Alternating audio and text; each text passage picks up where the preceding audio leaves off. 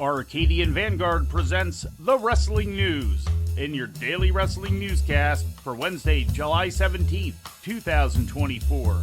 Good morning, I'm Mike Sempervive. We begin today with an update on Janel Grant's sexual misconduct lawsuit against Vince McMahon and WWE.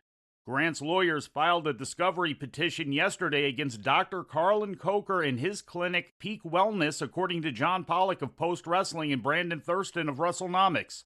In the petition, Grant claims that she was sent in November of 2019 to Peak Wellness by McMahon, where Coker prescribed her undisclosed medical treatments without providing any suitable explanation, including pills and intravenous treatments.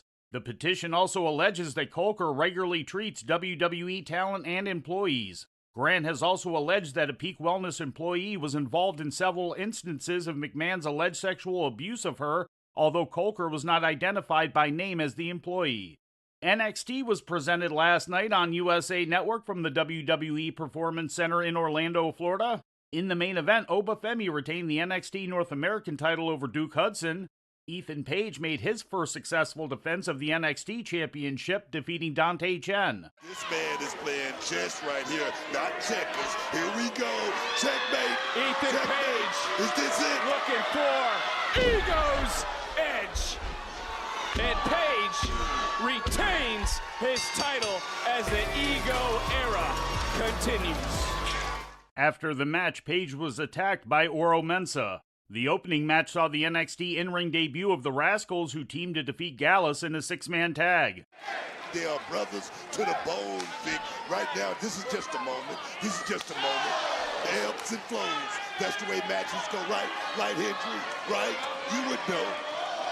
Booker, where's this hostility coming from? Exactly. I've been asking that for years. But off the stop, into the cover. It's the Rascals victorious reunion tonight. Here are your winners, the Rascals! In another six-person tag team match later in the show, the OC defeated OTM.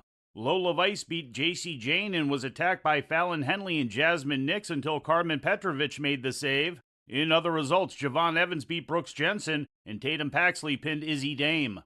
In ratings news, this week's Monday Night Raw brought in an audience of 1.669 million to USA Network, according to PW Insider. That's down slightly from last week's audience of 1.75 million. The rating in the 18 to 49-year-old demographic was a 0.56, also slightly down from last week's demo rating of 0.59. Last Saturday's episode of AEW Collision drew 362,000 viewers to TNT, according to WrestleNomics. That's an increase from the previous week's audience of 306,000. The 18 to 49-year-old demographic rating was a 0.14, significantly up from the previous week's demo rating of 0.08. In National Wrestling Alliance news, the finals of the 2024 Crockett Cup Tag Team Tournament were presented yesterday on NWA Power, streamed on the CW app. Alex Taylor and Kerry Morton of the Southern Six emerged victorious as the Crockett Cup winners, defeating Kratos and Odinson of the Immortals in a match taped on May 18th at the OC Theater in Forney, Texas. Also on the show, EC3 successfully defended the NWA World Heavyweight title against Sam Adonis, and the Kings Bees retained the NWA World Women's Tag Team title against Reka Tehaka and Tiffany Nieves. And finally, turning to Japan, Stardom wrestler Saori Anou will be out of action, quote, for a long time, end quote, as a result of tearing the meniscus and anterior cruciate ligament in her left knee. In a statement issued on Tuesday by the promotion, it was revealed that Anou had been working on an already injured ACL when she tore her meniscus during training on July 11th. It will be the second time Anou's had surgery for a torn left ACL, which she also tore while working for the Actress promotion in December of 2021. This past March, Anou signed an exclusive contract to work for Stardom.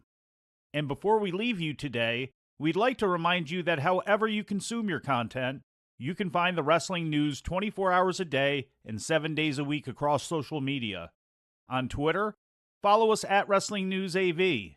Our Facebook page is also Wrestling News AV. The Wrestling News can also be found on the Arcadian Vanguard YouTube page.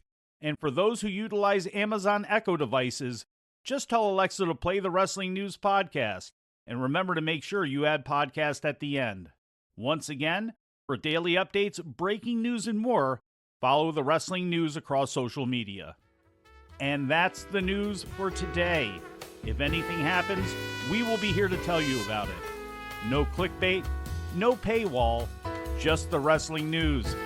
The Wrestling News is a division of Arcadian Vanguard, and the Wrestling Newscast is a production of the Arcadian Vanguard Podcast Network.